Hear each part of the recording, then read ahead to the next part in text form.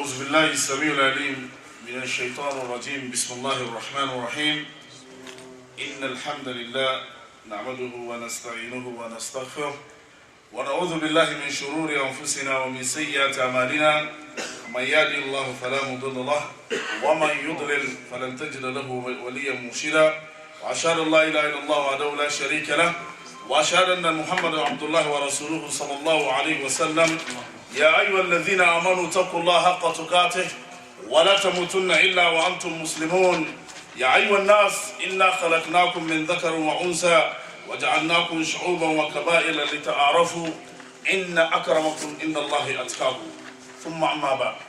All praise and thanks are due to Allah subhanahu wa ta'ala. First of all, we need to be thankful for Allah subhanahu wa ta'ala for making us as a Muslim. As when we look in this masjid, we come from different places, different nations, but because of Islam, we are just like one body. But before that, I want to personally thank Dr. Ahmad, inshallah, for this initiative. We ask Allah subhanahu wa ta'ala to multiply these imams and these leaders, not only in this area, but around the world. Because before me, inshallah, there were my imams and my teachers every month. They come and share with us these very important topics. So as he just mentioned in the introduction, we ask Allah subhanahu wa ta'ala to help us to implement, not just to meet here every month, but as the months are rolling, and this is a warning for us, it means that we are going close to our grave. It means that our behavior should also change. So we ask Allah subhanahu wa ta'ala to reward him and reward all of the imams who were able to come. And then after that, all of the imams also going to come to continue this. We ask Allah subhanahu wa ta'ala to also bless them and give them the opportunity to do it. Today is a Friday, as you know. This is the 15th of the month of Jumad al-Awwal, and the year is 1431 when the Prophet Muhammad sallallahu alaihi wasallam made the migration from Mecca to Medina, which is the equivalent of the Gregorian calendar. Today is Friday, the April 30th, 2010, and we are at the MASJID in the Bronx, New York. We ask Allah subhanahu wa ta'ala what we are going to say to put this in our heart and help us to implement. And any mistake or any shortcoming, we ask Allah subhanahu wa ta'ala to forgive us. The topic of tonight is about Islam in West Africa, the past, the present, and the future. As Edmund Burke mentioned, he said, those who don't know history are destined to repeat the history. So if you don't know the history, you are condemned to repeat the history. So knowing your history help you to take advantage. Knowing your history allowed you to know where you are. Knowing your history will help you to know what mistake you make so you can grow from your mistake. Knowing your history will help you to know your location or your life, how to situate your life in the past, in the present, and in your future. Because if you don't know your past, your present is going to be shaken, and if you don't have a good foundation, it means your future is going to be on the same thing. We ask Allah subhanahu wa ta'ala to help us. So the first thing we need to be talking about is about the past, how Islam entered in West Africa. And inshallah next month, inshallah, our Imam Abdullah is going to talk about Africa as a whole. So we are just going to be focusing, you see the flowers, we are just going to be focusing on in West Africa. And for those who do not know, like George Bush, he thinks Africa is a country. So Africa is a continent. It means it have a lot of countries. George Bush say Africa is a big country. Africa is a continent. So the first thing we need to mention is Islam reached the savannah area of West Africa in the 8th century. It means on the 2nd year of Hijrah.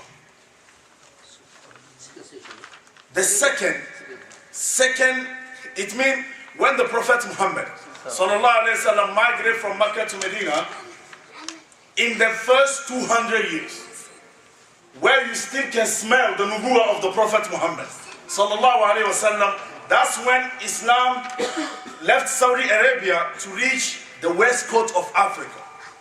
To tell us Islam has been in Africa almost more than 1,200 years in West Africa. And Islam was accepted by a dynasty. In Africa there were a lot of dynasties, before the colonization and all of this. So we are going to be talking about some of these kingdoms, roughly. It was accepted by the Dion Ogon dynasty of the kingdom of Tekour, which is situated in the both bank of Senegal. So that is the first time when Islam reached this place. A lot of Muslim Arab historians like Al-Bakri, Al-Masud, Ibn Battuta, and Ibn Khaldun, they mention that Islam in West Africa got its foundation from what? From this kingdom in the two band of what? Of Senegal. That's why they refer to this area. Usually they refer to the West Africa as what? Bilad al-Sawda. You know Sauda, it means black, right? Yes, yes. So West Africa, in general, when you look on the map, that West Africa is called Bilad al-Sawda. It means the land of the black, in general. But this historian, they call that area, that kingdom of Tekour, Bilad al-Tekour, meaning to isolate the Bilad al-Sawda from the Muslim in that area, calling them Bilad al-Tekour, meaning what? The land of the black Muslim. We ask Allah subhanahu wa ta'ala to help us. In this area, in that time, maybe 1,200 years ago, how did Islam move around that area? As you know, the trade and the commerce, the business in this area is what allows from mouth to mouth. Because many people in this area do what? Some people have agriculture, some of them are doing what? Businesses. To me, some of them we go to what? They will go to Maghreb, they will go to what? Morocco, in Egypt, buy food, buy stuff, go to Mauritania, come back in that area making business. So when they come in contact with Islam, that's how they spread Islam what? In the whole area of what? Of West Africa. By doing so, it reached even a point where in this kingdom, in Tekour, they start applying the Islamic law as a Sharia. In these 1,200 years ago before. So that center of trade, of business, became a center of Islamic learning and civilization. So when you come to someone to buy something from him, and he told you, hold on, I'm going to sell it to you, but I'm going to do something. And you see him making wudu and praying, you have to ask him, what are you doing? So that's why the conversation started. We worship Allah, who's Allah, and you start explaining. That's your da'wah. So we can implement that. If you're driving a car in New York, and you take someone, they need to understand the way you welcome your passenger in your car, the way you welcome people in your restaurant, the way you welcome people on your shop. They need to understand that you are a Muslim. So that's why you can what? You can take your Islam, you can do your da'wah everywhere. Just like it has been brought to our attention that we have one brother from Gambia. He's a security guard. He worked in one of the firms of security owned by a Jew.